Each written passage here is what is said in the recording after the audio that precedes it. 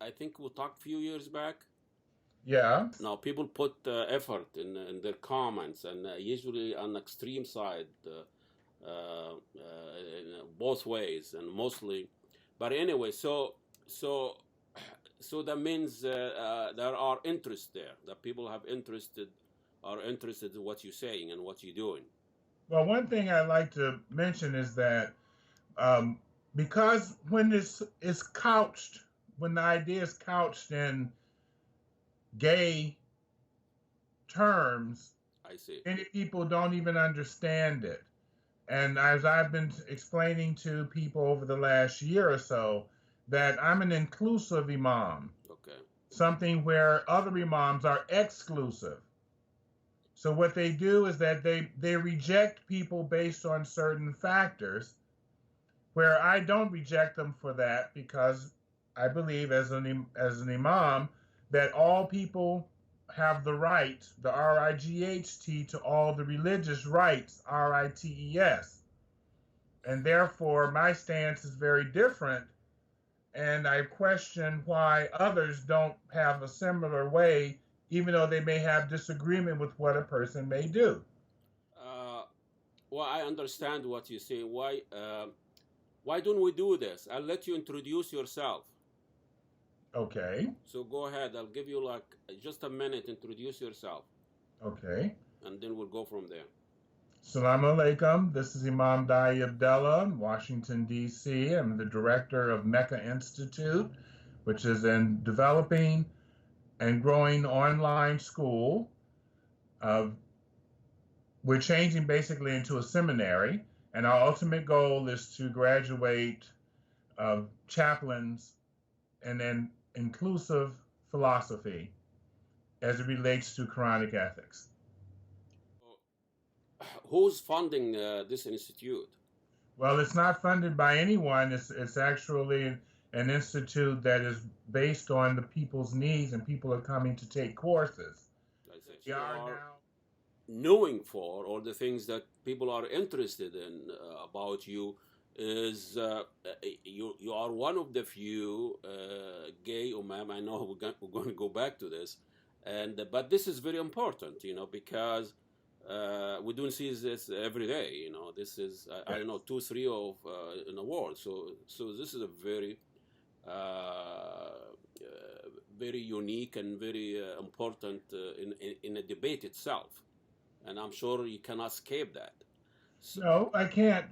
And I'm not trying to escape it. Okay. But the issue that I have with it is that it's placed as the first adjective when there are many other things that are far more important in the work I do to describe me as a person, as an imam, as a religious leader of this nature. And that part is so far in the background. If we look at the number of people I do provide pastoral counseling and other services, it's a very small percentage, less than a fifth of all the things that I do.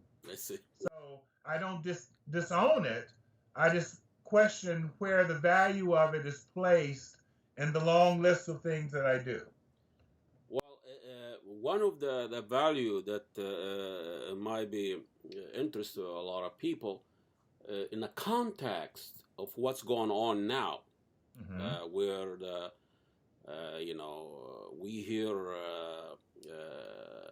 Canada is because Islamophobia became mainstream, banning Muslims from coming, Muslims are terrorists. So in the context of what is going on, post 9/11 craze, and also post the Paris and California terrorist attacks and all of this, is this some of the reason why homosexuality in Islam taken a backdoor as far as you're concerned? What you're telling me that Muslims have a more pressing issue than homosexuality, or well, it depends on which position you're in. From outside looking in, okay, it may appear to be that, but within inside the community itself, it still ranges as a high-ranging issue, because the information about it is so limited, and it's based on a lack of interest to learn more about it. Mhm. And it's the same way in which I see it, that there's been a lot of ways in which the Muslim community has been forced, or it selects, members of it selects to remain isolated. And because of that isolation, they frequently wind up being the unknowables. And this is where Islamophobia gains its roots get grounded in the unknowable. And when people don't know Muslims, don't know people, it's the same way I look at, if you would go back just 50 years ago in the 1960s, or even today in some parts of the U.S., how many people know a Black or a Latino or Native American person? Mhm. Sometimes they don't. So they become part of the unknowable, and any stereotypes, any statements made about them then become the information or what they see on TV. And as I grew up, my parents used to tell me when I would watch Superman and those, comic programs, they would say, remember, that's TV. You don't try that in real life. Very savvy parents. You're a lucky man. One of the things that been thinking about, and some of the comments that came after our first interview, Mm-hmm. and I know this is like any other issues where there's a conflict, people will get emotional about it, not rational, and we lose the debate. But I don't mind, I am all for inclusivity and all of that, because even in Islam, privacy, that's being if you don't pray, if you don't fast, who would know except God? This is Right. your relationship with God. So privacy is huge in Islam. Is it the role of the mosque or the religious institutions to bring people to the faith, or bring the faith to people? What I'm saying, what I mean by that, is it our job, your job as a religious leader, to kind of soften the religion or adapt it to the faithful, to the believers, or get the believer to understand the faith, to understand. So you are molding the believers and changing the believer, not changing the faith. Well, that's something that it's really more of the elliptic idea of the 8 on its side. It's a process of where people, as they learn, they also come to understand that the process is larger than what they thought it was in the beginning. Explain And so I think what it is that the mosque has a responsibility to teach a high level of Quranic ethics.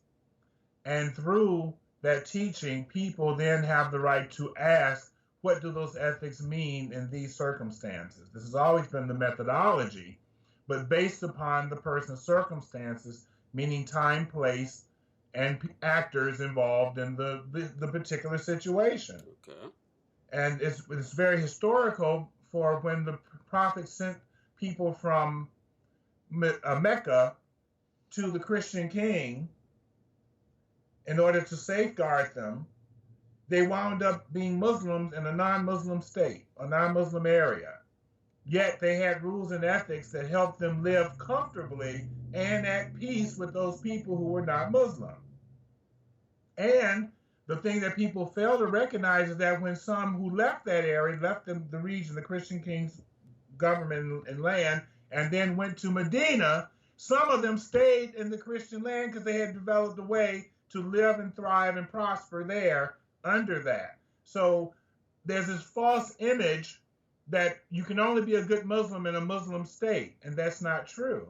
Muslims are minority there somewhere. Right, and therefore, this is when personal Sharia takes over versus a legal Sharia that's run by a state-run government, or a state government instituting rules and regulations on how the populace should be governed. And it's a big difference. And since Muslims, as you just said, Muslims live in many times as a minority status within another culture, another legal system, they really need to stop this mess of about, well, I want to start Sharia here and we should make Sharia this. No. If that's what you want, there are planes leaving where you live every day and go to Saudi Arabia or go back to Pakistan, and you have plenty of it. Well, I know you kind of tongue-in-cheek when you say that, but what... I'm not being tongue-in-cheek. I'm very serious about that because... what time the plane leaves? Of a lawyer that people have the right where they live by the laws that are there. And if the laws that where I live in America are better than the laws of Sharia as being interpreted, I have the right to choose which one works best for my circumstance. Yeah, I'm not sure about better. I mean, the better, this is kind of historical. But what I'm saying is there a country where the Sharia law is the law of the land? It seems like in those two countries that you just mentioned, the Sharia law is used to stifle any opposition and to preserve a military status government or a monarchy. So it seems like the Sharia is actually used against Muslims, not against non-Muslims. Well, it works in two different ways as I've come to understand it. For example, what's been happening in Malaysia and Indonesia, where they've tried to utilize, because there's a more majority Muslim population, to limit access for non-Muslims in the law. So it means that there's this idea, this undercurrent that Muslims are better than other people. And that's where the problem stems from. Yet the Prophet taught that no one is better than the other based upon what they believe, but by their acts, by their good deeds. And this goes totally against what some of these governments are promoting. In Malaysia, you can't use Allah if you're not Muslim. In Indonesia, you need to do certain types of things. You should wear a beard. Women must do this. And you see this as actually an importation or an adaptation of things coming from other parts of the world, vis-a-vis the Hijaz. So what you're talking about is more politics, not so much as Sharia or religious. So those governments, Saudi Arabia and Malaysia and Egypt, all those Muslim countries use religion for their own political purpose. Right. It's a cover for the tablecloth for the political table. And because people are not very well educated in religion, because what they're taught is a very minor formulation, if you will, of religion, of the Islamic religion, therefore to use religion as a tablecloth becomes very easy, and people will be fooled into thinking, oh, that's a religious table. What are the biggest misunderstanding and the things that anti-gay or anti-homosexuality, not just... Well, as outlined in Dr. Scott Siraj Kugel's book, Homosexuality in Islam, Reflections on Gay, Lesbian, and Transgender Muslims, there are three different arguments that are usually promoted. One is that it goes against the Quran because that's God's divine word. It's unnatural, or it's a problem for society. It destroys society. The problem is that it's the way in which it's been read and thus interpreted to make a statement that homosexuality goes against human nature. Well, that's not true. The Quran states nothing of that nature. And when you look at the material that they call out, well, if it's in Surah 781 to 86 or 181 to 186, then that must be the reason why. No, that speaks about what a group of people did, and that had nothing to do with homosexual orientation, because a homosexual act does not relate to an orientation.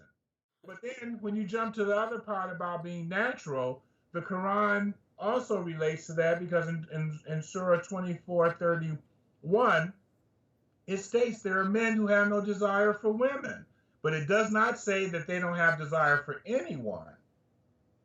But that's different. Of course it's different. But that process is that they're trying to say that it doesn't exist. Even now, modern scholars will say, well, homosexuals can be, do exist, but it's the act that they do. Yet the very next verse in there, 24:32, says, marry from the single among you, without distinction of gender. Can you say it in Arabic for me? I know I'm biased a little bit there. Well, I don't have it. I would have to get it and read it out. Okay. So what you're saying. But if you go to the verses 24:31 and 24:32, as long as the verses are not, the translations or the verses don't have parentheticals, because like the Noble Quran puts a parenthetical in there, male and female, trying to direct your attention. But when you remove that, it says marry from the single among you. So that means that the people who have been divorced can remarry. People who haven't been divorced, people who are single can then marry. But it doesn't distinguish as to who they are. And this is the beauty of the Quran, because it opens it up that if you're seeking a partnership, you're seeking a relationship with someone, and marriage is based on a contract between two parties discussing and making an agreement that this is what they want in their marriage, then that part of who it is changes significantly, because for you, opposite sex may be the most appropriate one for you, versus for me as a person, the same sex is what brings me into a state of happiness in relationship and in marriage. Homosexuality came in from two different arenas into the Islamic concept. One, through Judaism, and that's basically through Israeliyat, those particular tales of when they were explaining to Muslims earlier understandings of the Torah, and those rules and regulations that were established for the Jews early. And then the Christian aspect of it, because Christians were dealing with the Romans and the Greeks and Romans and pedestry, being pedophiles. So there are two different concepts of what is homosexuality or what is same-sex relationships come in from two different avenues, and what it became within Islam was based on those two earlier ones. And yet the Quran speaks very differently than the Bible and or the Torah on these particular subjects. It doesn't make it a major issue.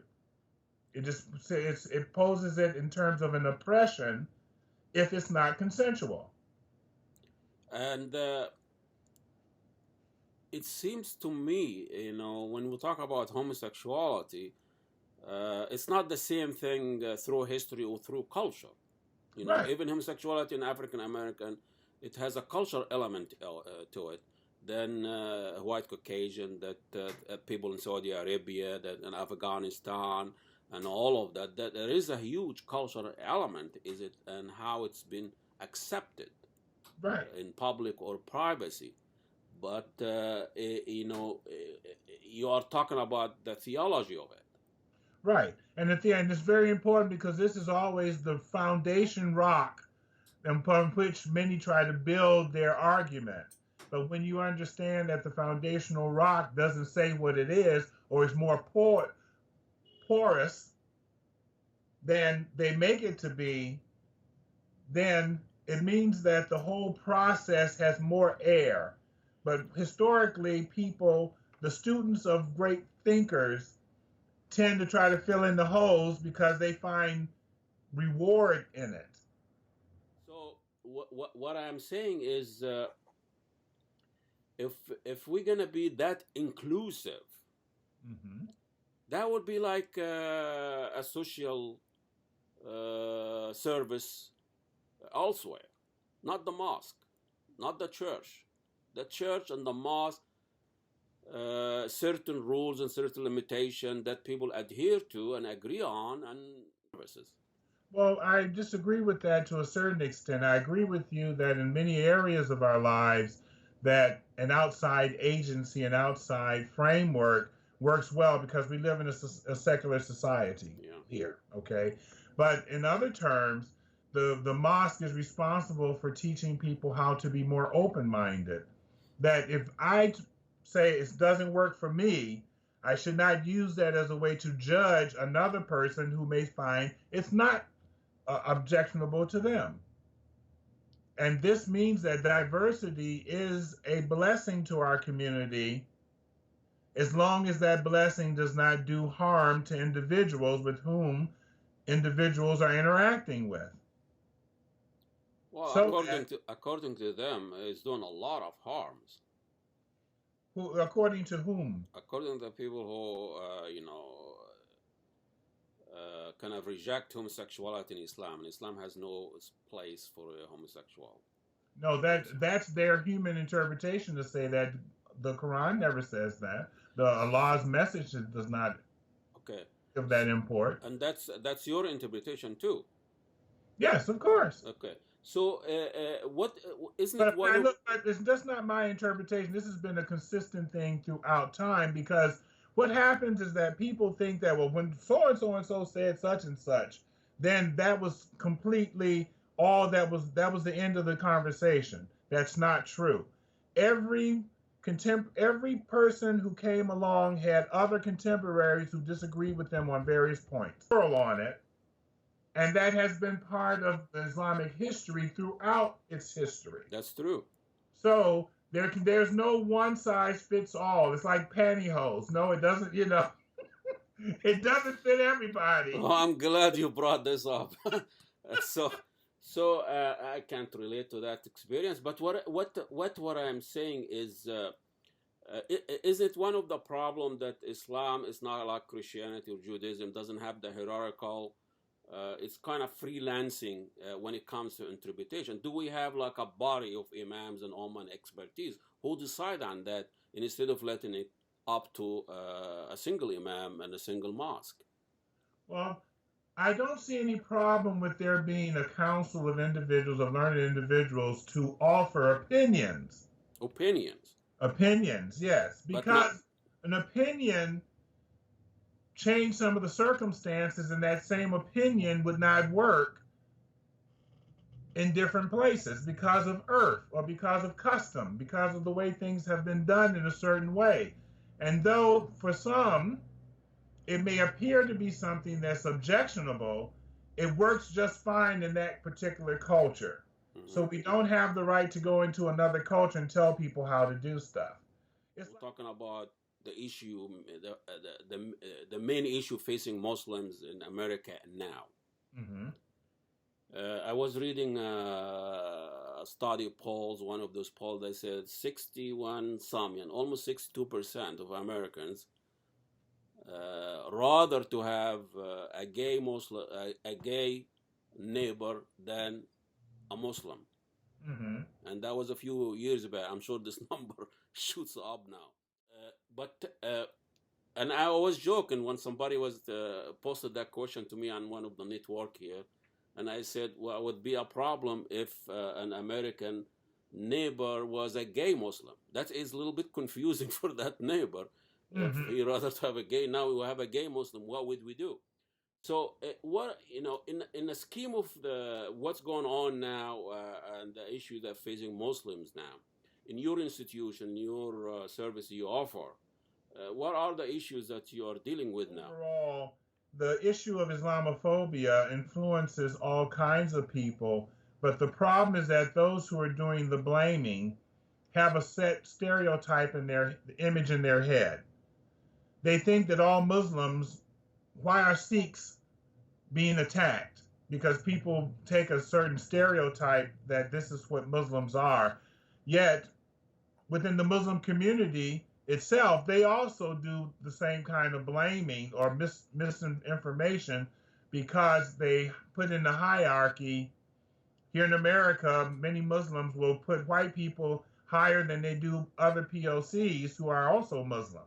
So there's this thing like, if someone white converts and becomes Muslim, oh, what a wonderful thing. But I, as a black person, very well educated in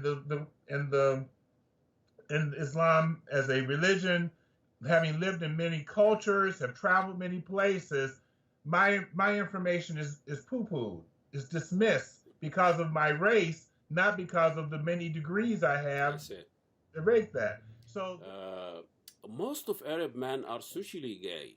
You know, they hug, they kiss physically, they hold hands, and this is really, it's not looked at as a homosexual orientation or some kind of sexual.